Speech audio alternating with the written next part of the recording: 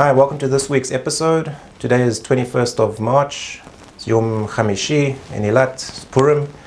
I wanted to welcome all our subscribers and give them an update of some very interesting news that's happening next week on Yom Shishi, 29th of March.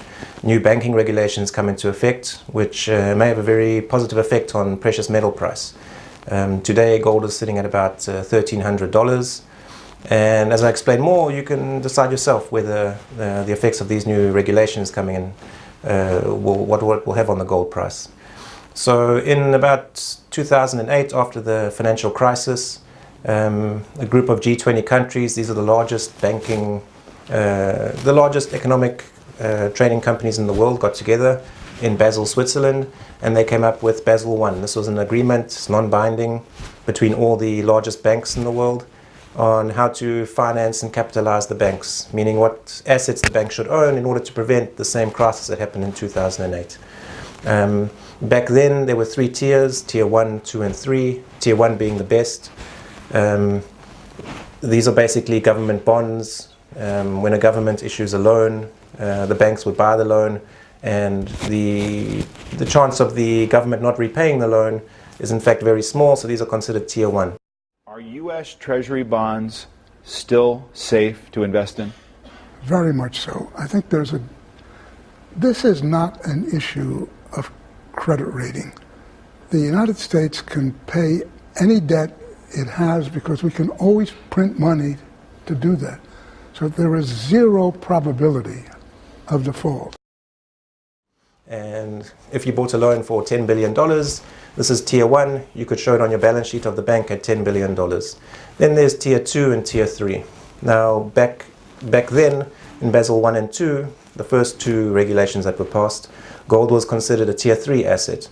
Now tier 3, gold could only be valued at half of its value. So if you had $10 billion of gold in the bank, only half of that, only $5 billion, could be recorded as an asset on the bank's balance sheet in terms of whether the bank is capitalized sufficiently.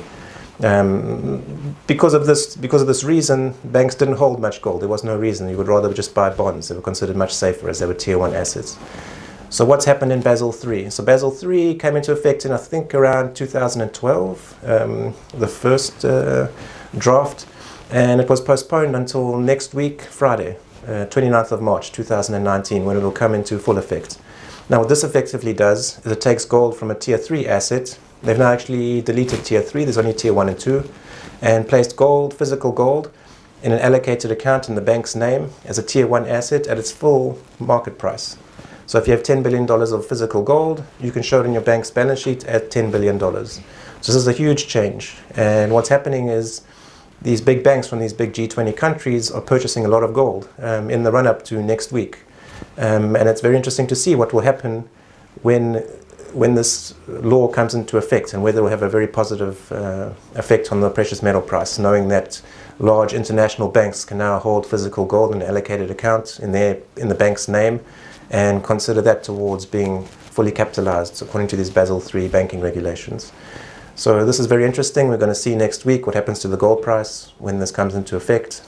Even now there are certain banks, I believe China and some European banks are heavily purchasing gold, and we'll see what happens in the future. Perhaps next week we'll give an update. I hope to put up in the screen up here infographic of some of the banks, what their holdings, how they've increased over the years, and especially in the last year, knowing that this regulation is coming into effect next week. So let's keep an eye on this and look forward to seeing you next week.